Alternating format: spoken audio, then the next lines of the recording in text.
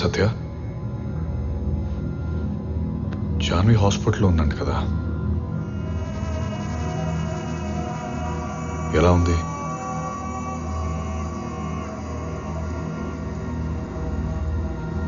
Janhvi drugs అలవాటుందని నాకు ముందే తెలుసు.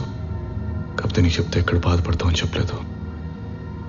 మాన్పించడానికి చాలా ట్రై చేశాను, but it was out of hands.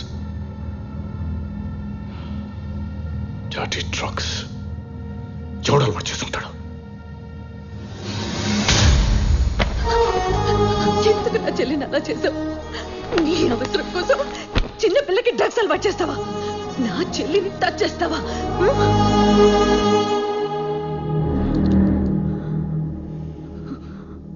తెలిసిపోయిందా? చేస్తాను, కానీ మరి అంత చిన్న పనికి డ్రగ్స్ అలవాటు చేస్తానా? I'm very much focused. నిన్ను పెళ్లి చేసుకున్నా, జాన్వి డ్రగ్స్ అలవాటు చేసిన సింగిల్ ఎజెండా సీఎం పవర్. ఆ పవర్ కోసమే నీ ఎక్స్ బాయ్ ఫ్రెండ్ ని చంపి నిన్ను పెళ్లి చేసుకొని మీ నాన్న పక్కన చేరాను. రేపొద్దున తేడా వచ్చి నా గురించి ఏదైనా విషయం బయటపడితే నువ్వు పీకేఆర్ నోరు మూసుకొని ఉండాలని జాన్వి డ్రగ్స్ అలవాటు చేశాను. తప్పులేదు సత్య, నచ్చింది చేయడానికి కొన్నిసార్లు నమ్మిన వాళ్ళని చీట్ చేయక తప్పదు. Every bloody thing is fair in love and war. ఈ వార్లో నేను ఒక్కడే నా ఆర్మీ. ప్రతిరోజు మీతో ఒంటరి పోరాటం చేస్తున్నప్పుడు ఎంత నరకం అనిపించానో తెలుసా నీకు?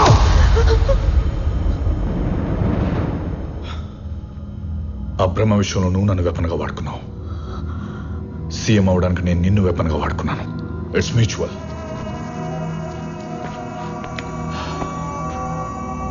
సత్య, మంచిగా బ్రతకడం కంటే మంచోళ్ళ నటించడం చాలా కష్టం. I did my best. మా ఇంట్లో అన్నం తిని మీ ఇంట్లో అన్నం తిని కంప్లీట్ చేయి. మీ ఇంట్లో అన్నం తిన్నది నేను ఒక్కడే. నువ్వు నా ప్రేమ తిన్నావు, మీ చెల్లి డ్రగ్స్ తింది, మీ నాన్న విషం తిన్నాడు.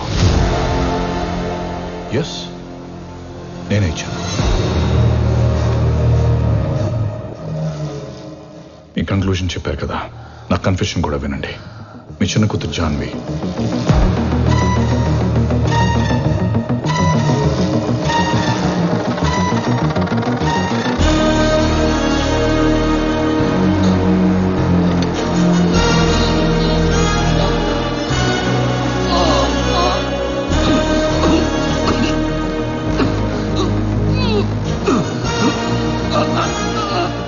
పీకేఆర్ అమర్ రహే.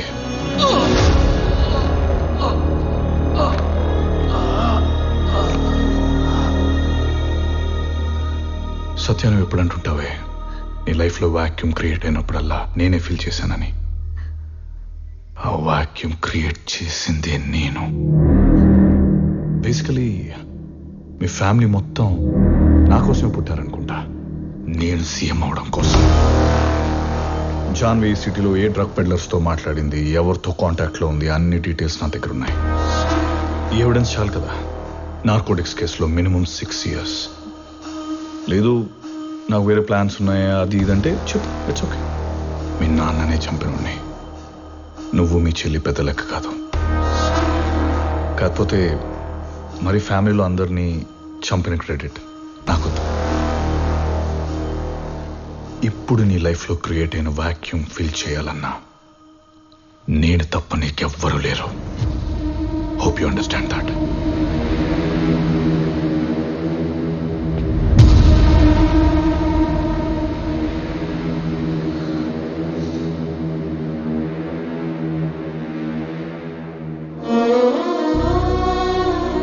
ఏళ్ళుగా ప్రశాంతంగా ఉన్నాను, కానీ నా మనశ్శాంతి పాడు చేయడానికి మళ్ళీ వచ్చాడు.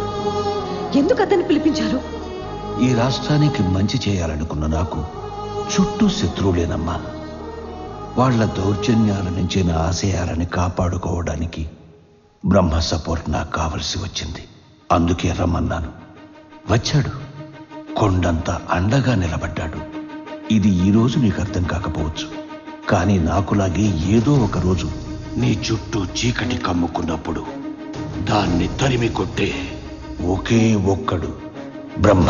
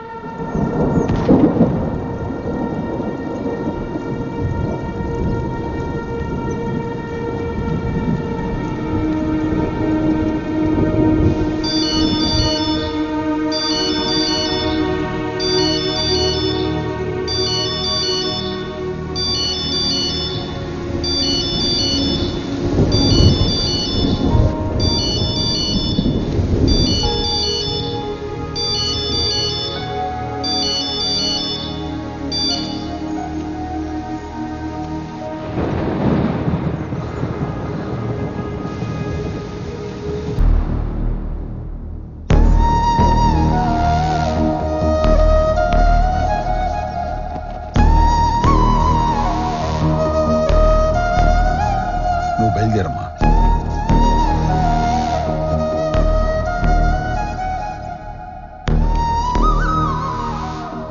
ఏం జరిగిందమ్మా? నీకు ఇంకో విషయం చెప్పాలన్నయ్య. చెప్పమ్మా. మిమ్మల్ని చూడాలంటే నాలాంటి మనిషి తలెత్తాలి. కానీ మీరిప్పుడు తలదించుకునే సిచ్యువేషన్లో ఉన్నారు కాబట్టి ధైర్యంగా చెప్తున్నాను. మీ చెల్లెలు జాన్వి తీసుకున్న డ్రగ్ పెడ్లర్స్తో కాంటాక్ట్స్, కాల్ రికార్డింగ్స్ దగ్గర నుంచి నిన్నటి హాస్పిటల్ రిపోర్ట్స్ వరకు అన్నీ ఈ మొబైల్లో ఉన్నాయి. ఇదంతా మీ ఆయన చెప్తేనే చేశాను, ప్రమోషన్ వస్తుందని. కానీ నాకు మీ మీద ఉన్న ఎమోషన్ ముందు ఈ ప్రమోషన్ చాలా చిన్నది. అందుకే ఈ ఛాన్స్ మిస్ చేసుకోలేనా. మీ కోపం రావడం కరెక్టే, కానీ ఇది కావాలి కదా. ఇప్పుడు మీ భర్త సపోర్ట్ కూడా మీకు లేదని నాకు తెలుసు. మీరు వచ్చినా సరే, నన్ను రమ్మన్నా సరే, బాగా థింక్ చేసి, థింక్ చేయకుండానే డిసైడ్ చేసేయండి.